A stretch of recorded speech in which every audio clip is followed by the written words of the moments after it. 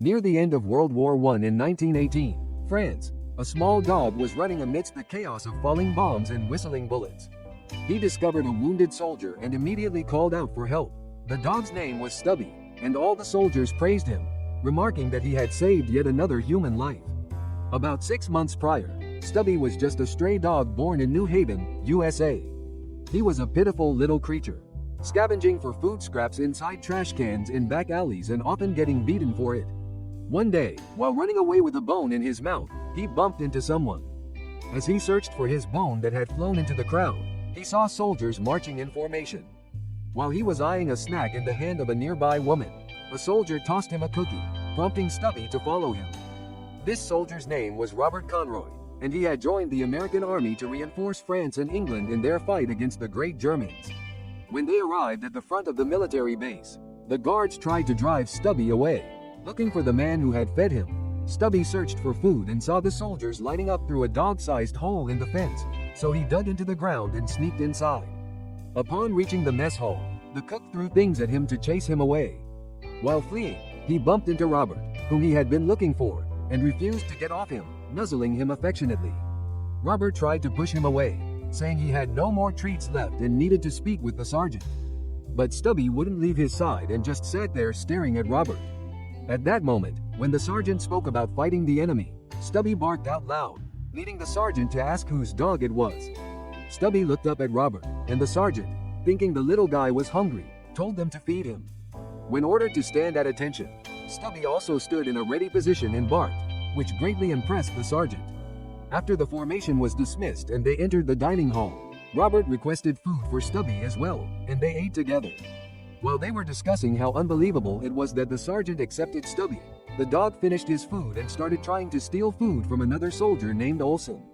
At night, Stubby prepared to sleep on Robert's bed, but Robert stopped him and told him to sleep on the floor before going to bed himself. In the morning, during roll call, Stubby followed them, and during running drills, climbing exercises, and even target practice, he stayed right by Robert's side. He was such a clever dog that he performed exactly as the sergeant commanded, earning the sergeant's own praise. The unit, which used to train in silence, found their days becoming more beautiful through the presence of an animal and the sound of Stubby's barking. Stubby would mimic the "at attention" stances, leading the sergeant to praise him for being better than his own soldiers. However, when the sergeant told the men they should learn from the dog, they all looked over to see Stubby licking his own backside, making everyone burst into laughter. Robert himself gave him the name Stubby and vowed to keep him, spending his nights before bed carefully training the dog. One day, when a colonel arrived at the formation and saw Stubby, he asked whose dog it was, noting that dogs and cats weren't allowed in the army. Robert explained he was raising him and saluted. Stubby saluted as well, which surprised the colonel.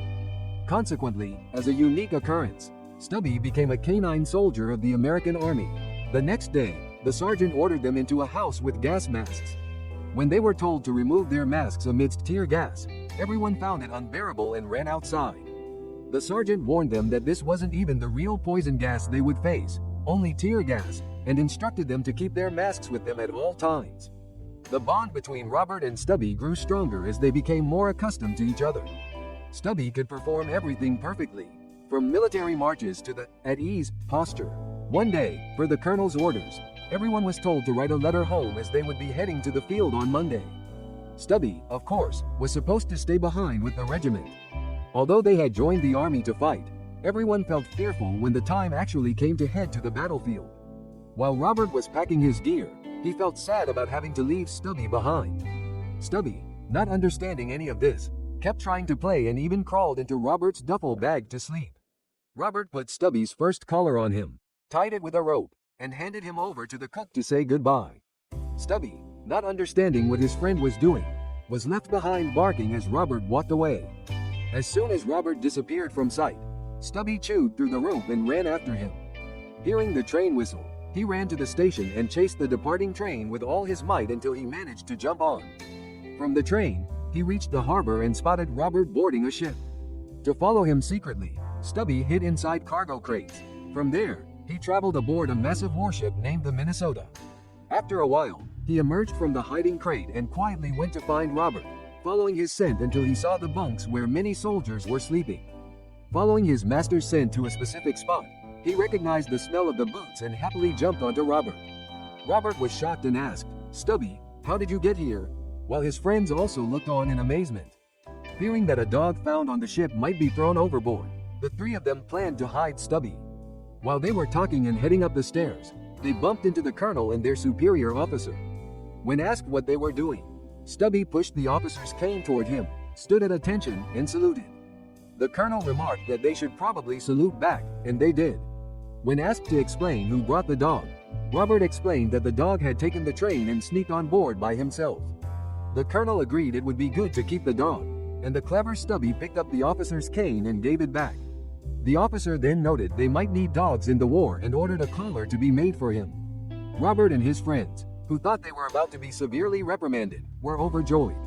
Subsequently, with an official name on his collar, a new soldier named Stubby was added to the American Army. They arrived at the actual battlefield as reinforcements for the Allied French forces fighting the Germans. Upon reaching their designated spot, they saw French soldiers who were exhausted and demoralized by the ravages of war. As soon as Stubby saw a rat, he chased it down relentlessly. This was his first feat upon reaching the front lines, driving away the rats that carried diseases. At dawn, as the sun began to rise, German artillery shells began falling like rain. The Allies took hits, and Robert picked up little Stubby to find cover. Stubby, however, dug out a French soldier who had been buried by the heavy weaponry and called for a medic. Watching over the patient anxiously, when they lined up for breakfast, a fight broke out because Robert asked for an extra portion for Stubby and it was refused. The person who stepped in to settle the dispute was a large French soldier named Gaston.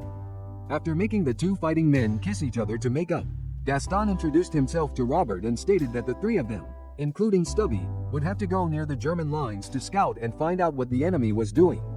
Two of Robert's friends joined him to scout the Germans. When they arrived amidst the destruction and misery of the actual battlefield, the sound of heavy artillery made the four of them huddle on the ground. But Gaston continued calmly, explaining that these were just their own advanced troops sent ahead.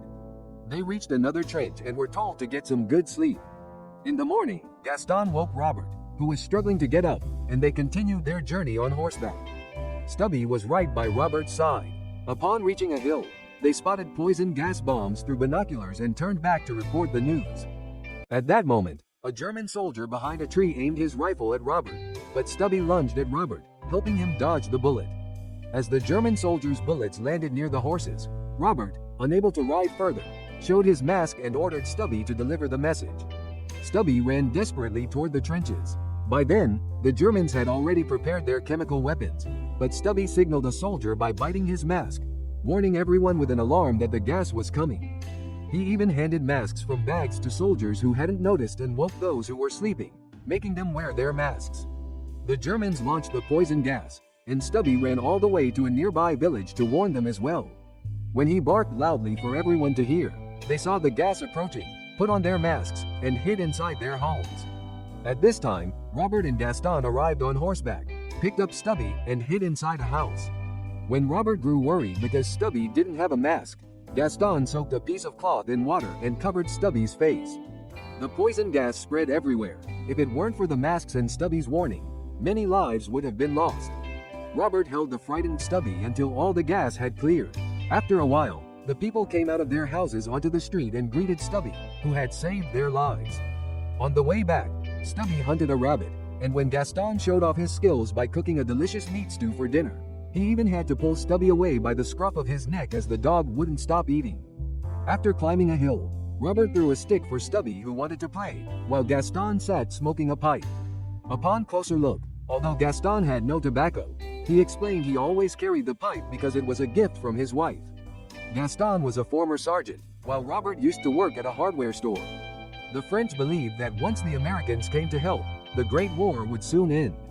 The next day, their trench came under attack, so Robert and the others returned to the base. When the sergeant mentioned there were wounded men, Stubby rushed onto the battlefield, successfully rescuing the injured while dodging bullets fired at him. The soldiers began to recognize and praise the brave Stubby. In April 1918, American reinforcements were arriving in the Seychelles region of France.